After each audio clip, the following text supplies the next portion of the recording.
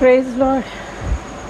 చీకటి కమ్మును సూర్యుని, చంద్రుడు తన కాంతి నీయడు, నక్షత్రములు రాలిపోవును, ఆకాశ శక్తులు కదిలిపోవును. ఏంటి పాట పాడుతున్నా అనుకుంటున్నారా? ఇప్పుడు అందరూ సువార్త అనుకొని త్రూ మీడియా కావచ్చు, వాళ్ళు ప్రయాసాలకు వచ్చి వెళ్ళచ్చు. ఇవన్నీ ఎందుకు జరుగుతున్నాయి అనుకుంటున్నారు? సరదాగా అనుకుంటున్నారు ఏంటి? ఇప్పుడు మతం పెంచుకుంటున్నారంటే ఎవరికి లాభం అండి? మతం పెంచుకుంటే ఒకసారి ఆలోచిస్తున్నారా? ఇప్పుడు సైంటిస్టులు కావచ్చు, నాసా వాళ్ళు కావచ్చు, వీళ్ళు కావచ్చు, వాళ్ళు కావచ్చు, ప్రపంచానికి అంతముందు అంటున్నారు, సముద్రానికి అంత సునామీ ఉందంటున్నారు, సూర్యుడు కాలిపోతాడు అంటున్నారు. ఏంటనేది ఆలోచన మరి లేదా మీకు? ఎందుకు సరదాకి చెప్తారా? కొద్దిగా మీరు ఆలోచించట్లేదా? యేసయ్య తిరిగి రాబోతున్నారు. రాకడ సూచనల గురించి మనం మాట్లాడుకుంటున్నాం. యేసయ్య తిరిగి వస్తే పరిస్థితి ఎలా ఉంటుంది? How dreadful it is. అది ఎంత భయంకరంగా ఉంటుంది. అయితే మనం ఏం చేయాలి? ఎలా సిద్ధపడాలి? ఎలా అయితే మనం రక్షింపబడతాం? ఇది తెలుసుకోవద్దా మీరు? ఎందుకు ఇలా ఘోషిస్తున్నారు జనాలందరూ? ఇజ్రాయెల్ దేశం ఎందుకు ఇప్పుడు మెయిన్ అయిపోయింది? ఇవన్నీ మీకు తెలియొద్దా? ఎవరో అబద్ధాలు చెప్తుంటే ఎవరో ఏవో శిఖరం అబతార బక్కోని అశ్మితారకి అని బక్కు గుడ్డిగా వెళ్ళిపోతుందా? శిఖరం అబతారలో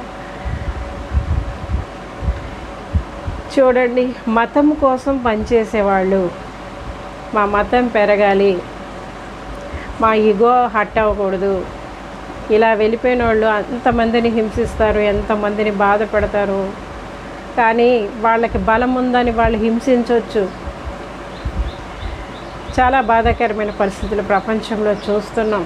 కానీ ఈ శ్రమలు క్రైస్తవులు అనబడే వీళ్ళకి శ్రమలు అనేవి ఎన్నాళ్ళలో ఉండవు. అవి మీకు అర్థమైందా? తాత్కాలికం అవి. కానీ యుగాలు ఎందుకు ఆ శ్రమణాలు భరిస్తున్నారు మీకు అర్థమవుతుందా? ఇప్పుడు ఫర్ ఎగ్జాంపుల్ నేను సిరియా గురించి చూసాను. ఒక బ్రదర్ ఎవరో పోస్ట్ చేసి ఎంతో మూర్ఖత్వంగా క్రైస్తవ బిడ్డలను అక్కడ హింసించడం నేను చూశాను. నాకు చాలా బాధ అయిపోయింది. చాలా సమయం, నాయనా క్షమించవా, నాయనా రక్షించవా, క్షమించవా అయ్యా, ఆ బిడ్డలు ఎంత బాధపడుతున్నారు. ఆ సమయానికి వాళ్ళు బాధపడవచ్చు, కానీ వాళ్ళు నిత్యత్వం కొరకు సిద్ధపడుతున్నారు. ఎందుకు శ్రమ పడుతున్నారు? ఇప్పుడు అందరూ హింసనే ప్రేరేపిస్తున్నారు, కానీ క్రైస్తవులు మాత్రం ఎందుకు క్షమిస్తారు, ప్రేమిస్తారు, ఎందుకు సహిస్తారు? మీరు అర్థం చేసుకోండి. యేసు ప్రభు అది అలవాటు చేశారు. యేసు ప్రభు నేర్పించారు. ఎందుకు నేర్పించారంటే అనేక మంది ప్రజలు రక్షింపబడాలని. కొంతమంది సహనం అనేది కొంతమంది రక్షణకి కారణభూతం అవుతుంది.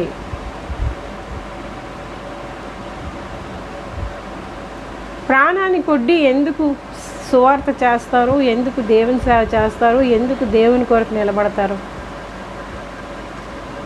అర్థమవుతుందా నేనేం చెప్తున్నాను మీకు? ఇవన్నీ వాస్తవాలు, నిజమండి, జరగబోతున్న విషయాలు. బైబిల్ అకార్డింగ్ టు బైబిల్ ఏం జరగాల్సిందో అవన్నీ ఒకటి వశీకరం అబద్ధాలు జరుగుతూనే ఉన్నాయి. ఇప్పుడు కంటిన్యూస్గా జరుగుతూనే ఉన్నాయి. బైబిల్ యథార్థం. భూమి ఆకాశం గతిస్తాయి, కానీ నేను చెప్పే మాటలు సున్నా కానీ పొల్లు గాను పోవు అని యేసు ప్రభు వారు చెప్పారు.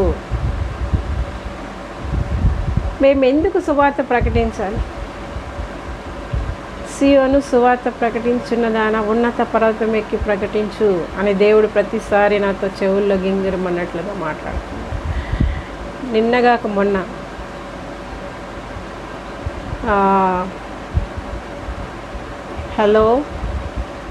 హలో అని వినబడుతున్నాడు నా పక్కనే.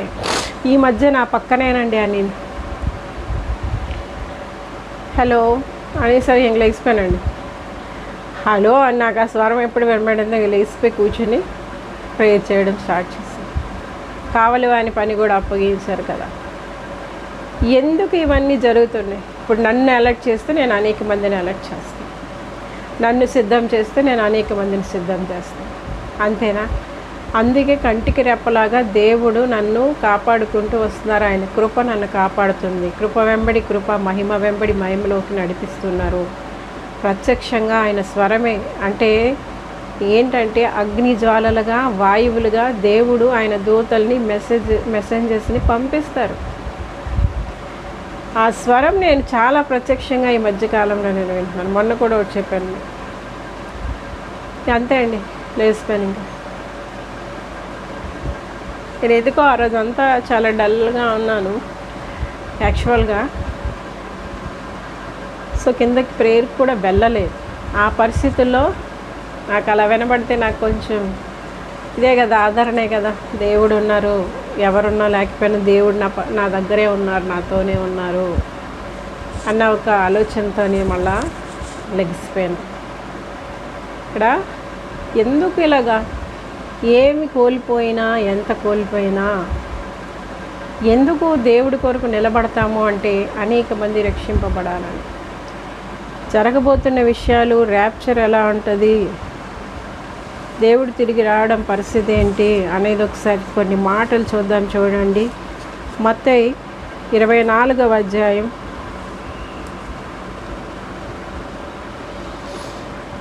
అప్పుడు మనుష్య కుమారుని సూచన ఆకాశమందు కనబడును. అప్పుడు మనుష్య కుమారుడు ప్రభావంతోనూ మహామహిమతోనూ ఆకాశమేఘారూఢుడై వచ్చుట చూచి భూమి మీద ఉన్న సకల గోత్రముల వారు రొమ్ము కొట్టుకొందురు.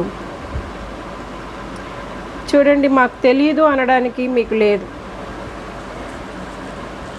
మాకు తెలీదు అని మీరు ఎలా అంటారు? నేను ఈరోజు చాలా సమూహాలకి సువార్త ప్రకటిస్తున్నాను. నేను దేవుని న్యాయం ఏంటి, నీతి ఏంటి, దేవుడు ఎలా ఉంటారు, దేవుడు ఎంత పరిశుద్ధుడు, అవి కొన్ని సమూహాలకి వెళ్తున్నాయి. అవునా? పబ్లిక్గా నేను ప్రకటిస్తున్నాను. ఎందుకు ప్రకటిస్తున్నాను చెప్పండి? రాబోతున్నారండి యేసు ప్రభువారు. చూడండి, మనుష్య కుమారుని సూచన ఆకాశమందు కనబడుతుంది. అప్పుడు మనుష్య కుమారుడు ప్రభావంతోనూ మహామహిమతోనూ ఆకాశ మేఘారూఢుడై వచ్చుట చూచి భూమి మీద ఉన్న సకల గోత్రముల వారు రొమ్ము కొట్టుకుంటారు. ఆ పైన చూడండి కొన్ని మాటలు నేను చదువుతాను. 27 మెరుపు తూర్పున పుట్టి పడమటి వరకు ఎలాగూ కనబడునో అలాగే మనుష్య కుమారుని రాకడా ఉండును. మెరుపు తూర్పును పుట్టి పడమటి వరకు ఎలాగ చూడగలుస్తారా మీరు? మెరుపుని జస్ట్ ఇలా క్లిక్ చేసినట్టుగా, కెమెరా క్లిక్ చేసినట్టుగా వస్తుంది. మనుష్య కుమారుని రాకడ కూడా అట్లానే ఉంటుంది. చూడండి, ఆ దినముల శ్రమ ముగిసిన వెంటనే చీకటి సూర్యుని కమ్మును, చంద్రుడు కాంతినియడు, ఆకాశం నుండి నక్షత్రములు రాలును, ఆకాశమందలి శక్తులు కదిలింపబడును. నేను ఆ స్పేస్లో ఆ సూర్యుడు, భూమి ఎలా తిరుగుతున్నారు, చంద్రుడు ఎలా తిరుగుతున్నారు, ఆ గ్రహాలు ఎలా తిరుగుతున్నాయి, పర్టికులర్గా ఈ మధ్య ఎవరో అప్లోడ్ చేస్తున్నారు అలాంటివన్నీ. ఆ సూర్యుడు దగ్గ దగ్గ దగ్గ దగ్గ దగ్గ మండిపోయే అగ్నిగుండం కదా.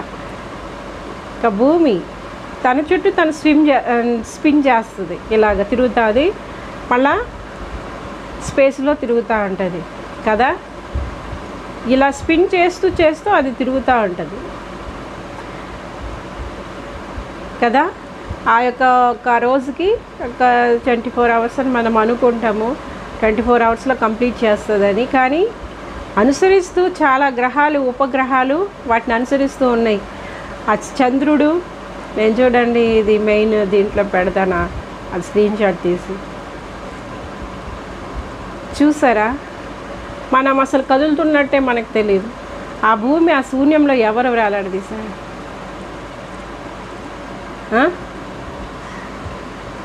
ఆకాశ గగనాలను నీ జానతో కొలిచితివి, శూన్యములో ఈ భూమిని శూన్యములో ఈ భూమిని వ్రేలాడదీసిన నా యేసయ్యా నీకే వందనం, నీకే వందనం. చూడండి, ఆ శూన్యంలో ఎవరు పెట్టారు అక్కడ ఆ భూమి తన చుట్టూ తను తిరుగుతుంది.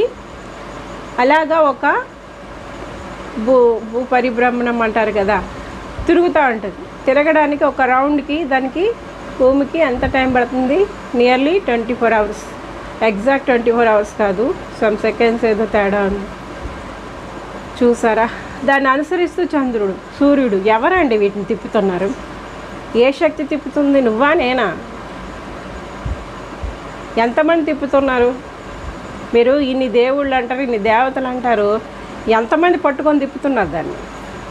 బాగా అర్థం చేసుకోండి, బాగా అర్థం చేసుకోండి. సృష్టి ఆరంభంలో ఎవరు చేశారు, ఎలా చేశారు, ఇవన్నీ అనేది నేను ఆల్రెడీ మాట్లాడి ఉంచాను ఇక్కడ నిమ్మీ గార్డెనింగ్ ఛానల్. ఆది యందు దేవుడు చేశారు, దేవుడు చేశారు. శూన్యంలో వేలాడదీశారు. శూన్యంలో ఎవరు పట్టుకొని ఉంచారు వాటిని? ఏ శక్తి నడుపుతుంది? ఎవరు నడుపుతున్నారు? దేవుడు అండి, దేవుడు చేశారు. ప్రధాన శిల్పిగా ఎవరున్నారు? యేసు ప్రభు ఉన్నారు. ఆయన మాట మాత్రం సెలవిస్తున్నప్పుడు ఆత్మ అల్లాడుతున్నారు జలముల మీద. ఆ పరిస్థితుల్లో సృష్టి అంతా జరిగింది. ఆ ఆత్మదేవుడే ఇప్పుడు సంచారం చేస్తున్నారు మన మధ్య. నువ్వు ఏ స్థలంలో ఉన్నా నువ్వు పిలిచినప్పుడు దేవుడు పలుకుతారు. ఎలా పలుకుతారు? Through Jesus. యేసు ప్రభువు నామాన్ని బట్టే దేవుడు పలుకుతారు, ఇంకా ఏ నామాన్ని బట్టి పలకరు. నువ్వు దేవుడు దేవుడు దేవుడు అని గాల్లో దీపం పెట్టడం కాదు. దేవుడు ఎలా పలుకుతారు? దేవుడు నిన్ను ఎలా యాక్సెప్ట్ చేస్తారు? పాపి అయిన మనిషిని పరిశుద్ధుడైన దేవుడు ఎలా యాక్సెప్ట్ చేస్తారు? నువ్వు దేవుని బిడ్డగా ఎలా మార్చబడతావు? అర్థం చేసుకోవాలా. ఇదంతా ఒక్కరి చేతిలోనే ఉంది. ఏ దేవుడు పుట్టించారో ఆ దేవుడి చేతిలో సమస్త సృష్టి ఉంది. ఆ సృష్టి అంతా నాశనం చేయాలని ఆయన ఎప్పుడు అనుకుంటారో మొత్తం స్మాష్ అయిపోతుంది. బాగా అర్థం చేసుకోండి. మనం చూస్తున్న ఈ సూర్యుడో, ఈ చంద్రుడో, ఈ యొక్క యూనివర్సో, అదే ఇక్కడ చెప్పబడుతుంది. ఏ రోజైతే ఆయన ఓపిక నశించి చెప్తారు ఆయన బిడ్డల్ని హింసిస్తున్నారు, ఆయన బిడ్డల్ని చంపుతున్నారు, చెప్పేవాళ్ళని హింసిస్తున్నారు. ఎందుకు చెప్తున్నారో అర్థం చేసుకోవట్లేదు. ఎవ్వరూ నశించిపోకూడదు. సువార్త సకల జనులకు వెళ్ళాలి. ప్రతి ఒక్కరు సువార్త వినాలి. రేపు ఉదయం మీరు చెప్పకూడదు మేము వినలేదు, మాకు తెలియదు అనడానికి లేదు. సువార్త ప్రతి చెవికి వెళ్ళాలి. అదే వెయిటింగ్. ఇప్పుడు మీకు అర్థమవుతుందా? చెప్పేవాళ్ళని హింసిస్తున్నారు ఈ దినాల్లో. ఎందుకు అంత ఓపికగా, అంత ఓర్పుగా, అంత సహనముగా చెప్తున్నారు? అర్థం అవ్వట్లేదా మీకు? రాకడ సూచనలు ఎలా ఉంటున్నాయి చూసారా? మెరుపు తూర్పున పుట్టి పడమటి వరకు ఎలాగూ కనబడునో అలాగే మనుష్య కుమారుని రాకడ ఉంటుంది. అలాగే ఉంటుంది, మెరుపులాగా ఉంటుంది. ఆ దినముల శ్రమ ముగిసిన వెంటనే చీకటి సూర్యుని కమ్మును, చంద్రుడు కాంతినియడు, ఆకాశం నుండి నక్షత్రములు రాలును, ఆకాశమందలి శక్తులు కదిలింపబడును. ఎవరు కదిలిస్తారండి? ఆయన ఆకాశ మేఘారూఢుడే వస్తున్నారు. సకల గోత్రముల వారు చూస్తారు. ఈరోజు అందరూ వింటున్నారు కదా, యేసు ప్రభు త్వరగా వస్తున్నారు. యేసు ప్రభు యొక్క ఉగ్రత దినం ఒకటి ఉంది. జాగ్రత్త, మారుమనసు పొందండి, రక్షణ పొందండి, పాపాన్ని వదలండి, విగ్రహారాధనలు వదలండి. దేవుడు ఒక్కరే, రక్షకుడు ఒక్కరే. యేసు ప్రభు మనందరి కొరకు రక్తం కాచారు, ప్రాణం పెట్టారు, తిరిగి లేచారు, మరణాన్ని జయించారు. మనం కూడా మరణాన్ని జయిస్తాం, నరకం నుండి తప్పింపబడతాం, నిత్య జీవానికి చేరుతాం, పరలోక రాజ్యంలో ఉంటాం, తండ్రి సన్నిధికి వెళ్తాం. మన పాపి అయిన మనుషులు ఎట్లా పరిశుద్ధులు అవుతున్నారు, ఎలా నీతిమంతులు అవుతున్నారు? యేసు ప్రభు రక్తంలో కడగబడి శుద్ధి చేయబడి పవిత్రపరచబడి మనము పరిశుద్ధులుగా నీతిమంతులుగా తీర్చబడుతున్నాం. యేసు ప్రభు నామాన్ని బట్టి మాత్రమే దేవుడిని పలుకుతారు. యేసు ప్రభు నామాన్ని బట్టే దేవుడు నిన్ను యాక్సెప్ట్ చేస్తారు. ఇంకా ఏ నామాన్ని బట్టి నువ్వు అంగీకరింపబడవు. నువ్వు దేవుడు దేవుడని ఏం పేరు చెప్పినా దేవుడు అంగీకరించడు. నువ్వు ఏం చేసినా, నువ్వు తల కింద తపస్సు చేసినా యేసు ప్రభు నామాన్ని బట్టే నువ్వు నీతిమంతుడిగా నీతిమంతురాలుగా తీర్చబడతావు. నువ్వు పరిశుద్ధురాలుగా మార్చబడి పరిశుద్ధుడిగా మార్చబడి పరలోక రాజ్యానికి చేర్చబడతావు. పాపాన్ని జయిస్తావు, లోకాన్ని జయిస్తావు, శరీరాన్ని జయిస్తావు, మరణాన్ని జయిస్తావు, నిత్య జీవానికి వెళ్తావు త్రూ జీసస్ క్రైస్ట్. యేసు ప్రభు ఏం చూపించారో మాదిరి అది ఫాలో అయిన వాళ్ళంతా కూడా యేసు ప్రభు అడుగు జాడల్లో నడుస్తూ, ఆయన మాటలు చొప్పున నడుస్తూ, ఆయన ఆజ్ఞల చొప్పున నడుస్తున్న వారంతా ఆయనతో కూడా పరలోక రాజ్యానికి చేరు. అర్థమవుతుందా? మీకు అర్థమవుతుందా? ఇవన్నీ డీటెయిల్గా మళ్ళీ మాట్లాడుకుందాం. ఈరోజు నేను ఏంటంటే పరిచయం మాత్రమే, ఇది అన్నీ డీటెయిల్గా మాట్లాడదాం. ఎందుకంటే చివరి దినాల్లో మనం ఉన్నాం. దేర్ ఈజ్ నో డౌట్ ఆఖరి దినాల్లోనే మనం ఉన్నాం. ఎందుకంటే బైబిల్లో ప్రవచనాలన్నీ నెరవేర్చబడుతున్నాయి. మీకు అర్థమవుతుందా? ఏది ఏమైనప్పటికీ మీకు చివరి దినాలు అవ్వనివ్వండి, అవ్వలేకపోండి, మీరు చేయాల్సిందల్లా ఒకటే, యేసు ప్రభువారిని రక్షకుడిగా అంగీకరించుకోండి. మీ బ్రతుకులు, మీ పాప హృదయం అనేది దేవుడికి ఇవ్వండి. ఆ హృదయంలో యేసు ప్రభువుని రక్షకుడిగా స్వీకరించండి, అంగీకరించండి. పరిశుద్ధాత్మకి స్థానం ఇవ్వండి. మీ హృదయమే దేవుని ఆలయముగా చేసుకోండి. అప్పుడు దేవుడే వచ్చి మీలోని మీకు ఇంకా అప్పుడు భయం లేదు. ఇప్పుడు నాకు స్వరం వినబడుతుంది, ఈ స్వరం రోజు వినబడుతుంది, నన్ను అలర్ట్ చేస్తున్నారు. ఆ టైంకి దేవుని రాకడ, ఈ సంఘం ఎత్తబడే టైంలో నేను అలర్ట్ చేసి ఆ దేవదూతలు తీసుకుని వెళ్ళిపోతారు. మీకు అర్థమవుతుందా? నువ్వు చేయాల్సిందల్లా, నీకు రాకడ ఎప్పుడో అంతం ఎప్పుడు ఇదంతా నీకు అనవసరం. నువ్వు చేయాల్సింది ఒకటే, నీ డ్యూటీ ఒకటే, మనస వాచ కర్మణ, పూర్ణాత్మతో, పూర్ణ బలంతో, పూర్ణ శక్తితో ఆయన ఆరాధించు, ఆయన స్తుతించు, ఆయన ప్రేమించు, ఆయన గణపరచు, ఆయన మాటలు ఆజ్ఞలు కట్టలు గాయకో, మెలకోగలిగే ఆయనతో నడు. ఏది ఏమైపోయినా నీకు పర్లేదు. కొండలు మెట్టలు తత్తరిన పర్వతములు తొలగిపోయినా ఆయన కృప నిన్ను విడిచిపోదు. పరిస్థితులు అలాగే ఉంటాయి. మనం చూస్తున్న సూర్యుడు కాంతి ఇవ్వడంట, చంద్రుడు నల్లగా మారిపోతాడంట, ఆకాశంలో శక్తులు కదిలిపోతాయంట, నక్షత్రాలు రాలిపోతాయంట. ఏ పరిస్థితిలోనైనా దేవుని కృప నిన్ను వెంబడిస్తే ఎలాంటి పరిస్థితులు, ఎలాంటి సిచ్యువేషన్లోనైనా నువ్వు భయపడాల్సిన అవసరం లేదు. ఎందుకు అంటే నిన్ను కాపాడుకునేటువంటి, ఎందుకంటే అనుక్షణం నీ కంటి రెప్పలా కాపాడుతున్న దేవుడు నిన్ను వదిలేస్తారా? ఏ పరిస్థితుల్లో నిన్ను వదలరు కదా. కనుక మీ ఆత్మలు యేసు ప్రభుకి అప్పగించుకోండి, రక్షణ మార్గంలో నడండి. భయంకరమైనటువంటి ఆ యొక్క ఉగ్రత దినం నుండి కానీ, ఆ నరకం నుండి కానీ తప్పింపబడండి. లోకంలో పరిస్థితులు రానివ్వండి, సునామీ రానివ్వండి, సుడిగుండాలే రానివ్వండి, ఇంకా భూకంపాలే రానివ్వండి, నువ్వు దేవుణ్ణి నీ హృదయంలో ప్రతిష్ఠించుకొని, యేసు ప్రభుని నీ హృదయంలో ప్రతిష్ఠించుకొని, ఆయనకి ఇష్టకరమైన జీవితం జీవిస్తూ ఆయనతో నువ్వు నడుస్తున్నప్పుడు నిన్ను వదిలేరు కదా. అదే నీ ధైర్యం. నీ భక్తి నీకు ధైర్యాన్ని పుట్టించాలి. అలాంటి భక్తి నువ్వు కట్టుకోవాలా. ఏం భక్తి కట్టుకుంటున్నావు? నీ భక్తి నీకు ధైర్యం పుట్టించాలి. అలాంటి భక్తిని కట్టుకోవాలా.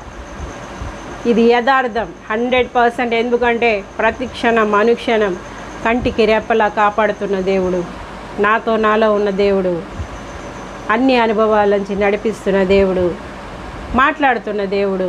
దేవుడు ఎవరో నాకు తెలుసు. దేవుడు నమ్మితే ఏ ఆధిక్యతలు ఉంటాయో నాకు తెలుసు. ఈ లోకంలో కావచ్చు, పరలోకంలో కూడా కావచ్చు. మీకు అర్థమవుతుందా? సో అందరూ భయంకరమైన అగ్నిగుండం నుండి ఆ యొక్క